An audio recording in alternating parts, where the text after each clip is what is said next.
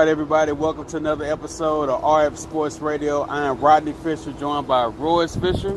Hey, and as you can tell by the beautiful scenery behind me, we are back in downtown Los Angeles again for another game, but also just to come out here just to relax too, right? Yeah, nice sunny LA, man. I love LA. Yeah, LA's been good to us. So we're going to talk a little bit today, kind of update you guys on what we've been doing, but also get into the big news of the day. As I was sitting on my couch last night, and I had the pleasure of having him as company as well, also my father-in-law there, who had his Redskins hat on, by the way. And I saw my Dallas Cowboys beat up on the New Orleans Saints, the number one offense in the NFL, and they limited the entire team for the whole game to only 10 points to win a tough game, 13-10, when, I'll be honest, a lot of things start happening in the second half where I feel like, here we go, going back over again, Cowboys all over again, but they pulled out the win, and I was very happy last night, couldn't sleep, knowing I was coming to LA, plus knowing the Cowboys won. I'm here, I see Cowboy fans all in the airport. It's just a joyous time. In LA, yeah, I saw a lot of Cowboy jerseys.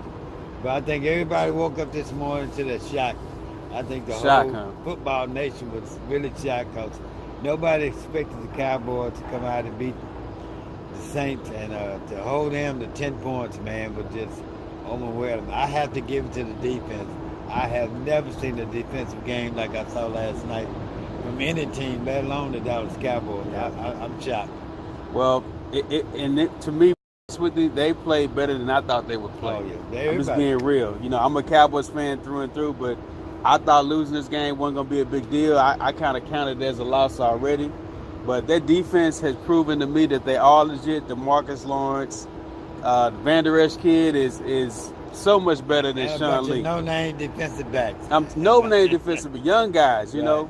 And Van Der Esch, what I saw last night, him and Jalen Smith, man, that is the duo that we need for linebackers. Right. Jalen Smith with that closing speed, and for a guy that couldn't really have what they call drop foot for a while, couldn't even feel his foot touching the ground. That speed he had last night to catch Kamara for that tackle to save a touchdown. Other than the two mistakes by Gregory, he ran into the kicker and lined up offside, actually almost giving the game to the Saints. Other than those two mistakes, I didn't see not a mistake from the defensive ball. Great defensive scheme all night. I've never seen Drew Brees as frustrated as he was last night. I mean, he couldn't complete a pass. He was off balance. His feet were moving the whole time. He was running scared all night, man. That's just not Drew Brees. You took him out of his character, and I was really shocked about that. The offense played just enough to win. Just enough to win. And they wasn't exactly perfect, but I got to give it to Dak Prescott. He's come a long way from all the criticism he had earlier. He's seen him settle down, and he's good at leaving drives. Yeah, I've seen him lead a couple of drives the last 3 games that, typical Roger Staubach style drive. But you pointed something out that was pretty apparent to me last night. Is number one, he holds the ball way too long. Yes, he does. He holds it way too long. He needs to get the ball out quick. If he does that, he can avoid a lot of sacks. He got caught a lot of times holding the ball. He had 7 sacks, I think, and 2 fumbles, pressure. That's 2 fumbles in the last 2 games. Yeah. So that's going to hurt him. He's got to learn to get rid of the ball. But other than that, he's done a great job, especially with Amari Cooper as a target, man. I mean, that really made the difference. The other thing you pointed out to me that was glaring, again, I'm happy about the win, but you pointed out a couple things that really hit home for me. 2 things I want to talk about. The first one, though, is the fact that they don't throw on first down. Never. They run on every first down. The one time they threw on first down, Michael Gallup was wide open on the double move, and he just missed him for whatever reason. But they're so predictable, right? And that's the thing. I think everybody knows, and I called it last night. We looked at that. They always run on first and second down. Normally, they can get 5 yards on first down, but when that doesn't work, you got a backup offensive line in there. Basically, you don't have your guys. No Tyron Smith. Right. You're in 3rd and long, and you have to throw the ball. But I like to see them mix it up a little bit, come out, fool the defense a couple of times. guy was wide open on first down, but they chose to run the ball. Once they get out of character, which you don't want to get into the same routine because defense started reading it, and they studied film. Right. And they started reading it. But I think they need to change it up a little bit. Defensively, they don't need to do a thing. Offensively, they can do some changes. But the defense, man, is where it needs to be. It's just something. And credit to Chris Richard, the guy coming over from Seattle, Legion of Boom, defensive coordinator. I guess he's really the secondary coach, and he works for Marinelli, but they got a game plan that's really doing some havoc. I don't think people seen that before. And I saw him on the sideline when the defense was off the field. He had them all grouped together, man. Yeah. He was talking to him. He was pointing out things. You know, you don't see that on the Cowboys sideline too much, but I saw it last night, and like I said, it shows. Yeah. You know, him being there really has changed this defense. Well, the second thing I wanted to bring up real quickly is, you know, I was a little bit kind of messed up about the fact that they didn't try to score the touchdown. Right. At the end of the game, right there on the goal line, still didn't want to try to score the touchdown. I was saying that's kind of like the whole conservative. Yeah, punch it in. You're on the 2-yard line. It's about a minute left. There's no killer instinct, and Garrett has been. We know he doesn't have that killer instinct as a coach, but I thought there was a time for your team on national TV to make a statement to prove it. You know what? We're not just gonna win by 3 points. We're going to beat you as much as we can. We're going to beat you by 10. Right. You know, they could have beat them by 10 versus beating them by 3. And especially after the game he had over 100 yards. Yeah. Why not give him the touchdown to go along? He had one touchdown already. Right. He can, you know, if you win rushing title of the year, why not touchdowns of the year? So I thought they should have punched it in, made that statement. There was no way that the Saints would have come back from that. It had been a 10-point lead with no time on the clock, but a win's a win. You have to take it when you take it. Now, the big question, though, are the Cowboys for real, in your mind? Well, you want me to answer first? You want to answer that? 3 weeks ago, I would have told you no. I'm beginning to come around because they beat some good teams. Actually, they won the last 4 games in a row. 4 in a row. And if you had asked me that early in the season, I would have told you no. I'm beginning to think no team is really in the NFL dominant right now, so everybody's prone to a loss. And it's really anybody's game right now. Right. I can't say who's going to win the NFC. So, but Cowboys have a legitimate chance with their defense like that. They do. They say defense wins the championship, and that's the one way to win the championship is to have a great defense. Well, the Cowboys do have a chance. I agree with you.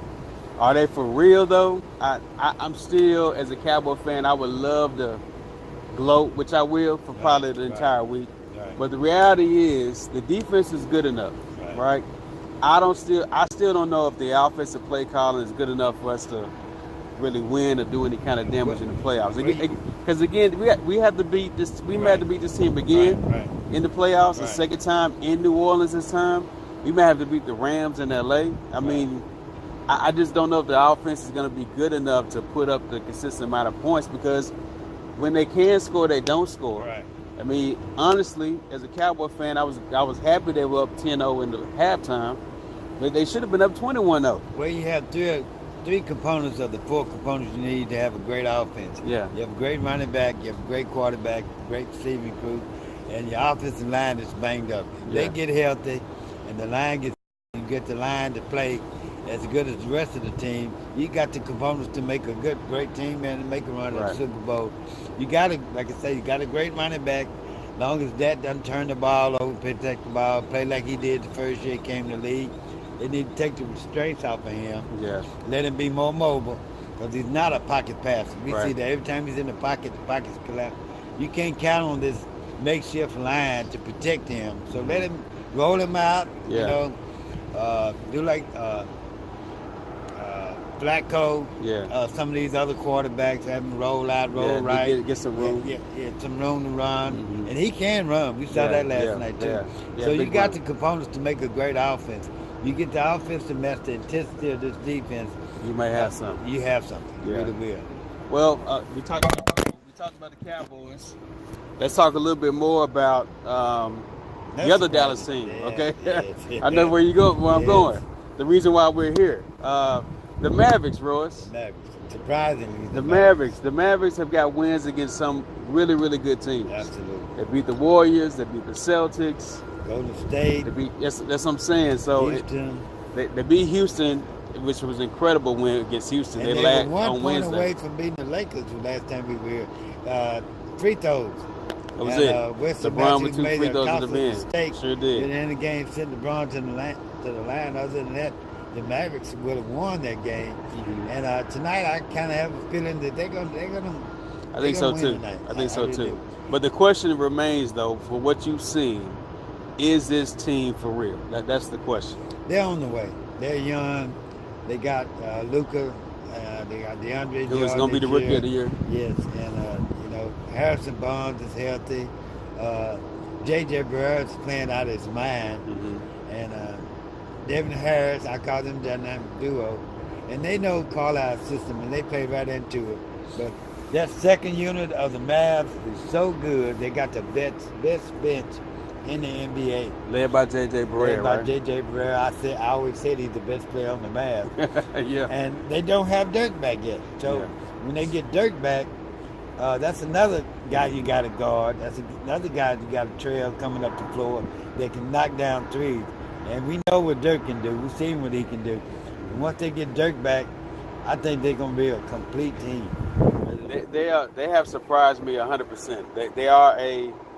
They're for real team. They can play. Yeah. They can play with anybody, but that's for one game. Still, yes, that's true. Can they beat one of these teams in the series? I don't know. I guess it's too early. It is not even December. Tomorrow will be December, but can this team? Are they good enough to beat another team in a series, a best of 7? Well, I don't know about that. I know the last couple of years they hadn't made the playoffs. Yeah, so we don't know. So right? a goal this year would be to make it to the playoffs. Right. Now, if you come up against a team like Portland, a more experienced team, say the Clippers, you're going to be in trouble. Yeah. But to make the playoffs, I think this year will be a success for this team. Yeah. Having 2 young players. Yeah. And especially Luke being 19 years old. I mean, his future is nowhere but up. But if they can get 1 or 2 players next year to go with this unit they have, or keep these guys intact, I can see it being a legitimate playoff team. Man, that would be something as this team makes the playoffs. I started out the season wanting them just to lose every game, go to the draft against Zion Williamson. I was like, let's pair him up with Luka Doncic and Dennis Smith and see what we got. I wasn't expecting DeAndre Jordan to really fit in with this team. I just know how LA personalities kind of fit in with us. It don't work, But anyway, I didn't know how he would fit in. He's fitting in well. The players seem to be meshing together. Devin Harris seemed like he didn't drunk the whatever. Throwback. Found the youth or whatever, Right. So I don't know what's going on with that. And I'm like you. I want to see what happens when Dirk gets back. And I want to see how they look when Dirk gets back. I expect him to be much different than last year. Yes, he's much improved. He plays above the rim. I don't know how many tips he has this year. He has a lot of them. But his defense has gotten great. He's one of the best defensive players on the team. Dwight Powell is now healthy. Yeah. He's a strong force inside. And the combination of J.J., Devin Harris, and Powell, man, they got the alley-oop down, man. I mean, it's like they practice it all the time. They got it down to the science. But nowhere to go but up for this team. I like this young team. They might not get it this year, but they're going to knock on the door, and they're going to eventually punch that door down in a couple of years. 3 more pieces to go with this team. I think they'd be great. Well, they play the Lakers tonight. We'll be at that game. We'll update you guys, of course, with interviews and all that. Prediction tonight? I think the Mavs win tonight. I think there's no question. I'm not going to give a score. There's no question. The Lakers are struggling. They're not the best. Well, they won. They beat Indiana last night. They beat Indiana. LeBron had, I think, 38 or something like that last night. But they're struggling, too. So, on any given night, anybody can beat anybody. Like that, they were 1 point away last time they played. I think it's a different Maverick team. Well, I will say this. It will be a big night for LeBron. Oh, yeah. A huge night. I'm going to tell y'all why. It's a Friday night in L.A. The fight is tomorrow night right here at Staples Center. The hotels are packed. Everybody's in town. Stars are here. The L.A. Auto Show is here. It's like everything's happening for him to have that big kind of superstar crowd. And when the superstar crowd's in the building, LeBron is is doing what he got to do. They come to see. So he's doing what he got to do. But the Mavericks can stop that tonight. They can. By a win. I think a lot of people want to see Luka too. Yeah, I thought the first game, to me, he looked like he was kind of starstruck. Yeah, I think he was. You know, LeBron James is his favorite player. He's always said that. And now you playing across him or guarding him, he's guarding you. I think he's a little bit starstruck. First time in L.A. I mean, the kid's 19. I think he asked for a jersey. Yeah, the kid's 19. I'd be starstruck too. That's like me having to guard Jordan. Right. You know, Jordan guarding me. Exactly. Who knows how that matchup would go, right? Exactly. Jordan guarding. No, I did play against Jordan one year. Yeah, I bet. No. Like you was in the Commodores too, right? Yeah, I was one of the Commodores too. But on the Lakers tip, I want to ask you this. This is our big debate question for the show. We'll close things out after this. Our big debate question. You look at the LA Lakers, right? We're right here by Staples Center. Outside of Staples Center are the statues, the Laker greats. You go inside the building. The rafters are filled with retired jerseys, some of the greatest players of all time. The championships, right? Give me your top 5, starting 5 Lakers of all time. Magic. The history of the Lakers, we know about it, right? Magic, Kareem, James Worthy, Michael Cooper, and not starting 5 teams. I mean, 5 top Lakers of all time. That all team, time. That team to me, that's my era growing up. That's when I was a young man, about your age. Yeah. And to me, they were the Showtime Lakers. To me, and the Bulls with Michael Jordan. So you were the best teams I ever seen play ever. So no Wilt, no Will Chamberlain, no Shaquille O'Neal. No. Okay, I'm gonna give you mine. I guess mine is kind of heavily biased on my era too. Right. All right, so I got Kobe as number 1. Regardless, he's the greatest Laker of all time. Kobe's second unit to me. Kobe's the greatest Laker of all time. Let's get that understood. Magic's 2 for me. Magic's 2 for me. This is Magic's It may be Magic's town, but Kobe's the greatest. 1 and Kobe 2. But Magic even said that Kobe was the greatest Laker. That he gets no. Okay, I tell you what. Tonight we'll ask a couple of people here in LA. All right. Who's the greatest Laker? Was it Kobe or Magic? They probably say Magic. They probably say Magic. Magic runs the city, like you said. There you go. So I got Kobe, Magic, Shaquille, Kareem, and then for my that's 4, right? So for my Perkins? 5th one, no, heck no. For my fifth one, I probably put in Will. Yeah. I probably put in Will Chamberlain. Yeah, Will Chamberlain. So I got Kobe, Magic, Kareem, Shaq, and Will Chamberlain. Mine is backwards. That's probably the Magic calling me down. Mine is backwards. Kobe would be last. Kobe last? Yeah. I'm sorry, that's the way I feel. So when it's all said and done, I guess the other question is LeBron gonna make it in that all-time? Can he be considered an all-time Laker? He has to win a championship, at least one. He's already gonna be in the Hall of Fame. We know that. So, does he go in as a Miami Heat? He goes as a Cavalier, right? Yeah, Cavalier. You don't think he would possibly retire and go in as a Laker? If he win a championship, he can go in as a Laker. If he doesn't win a championship, he has to go in as a Cleveland Cavalier or Miami Heat. That would be interesting. What will LeBron go into? But if he doesn't win a championship, does he go in as a Laker? He's not considered. I think he's still considered. He may be still considered an all-time Laker, even though he didn't win a championship. He has to win a championship. In my eyes, I think a lot of people. He guaranteed one in Miami. He did. He guaranteed one in Cleveland. He hadn't guaranteed one in LA. Nah, not yet. But you have to win one in LA. We're gonna see. Well, this is gonna wrap up our show. We had our debate topics. We talked about a few things. Make sure you guys stay tuned. Love LA. Beautiful. We're gonna enjoy the beautiful weather. Get back to y'all tomorrow or later tonight. RF Sports Radio NTS game.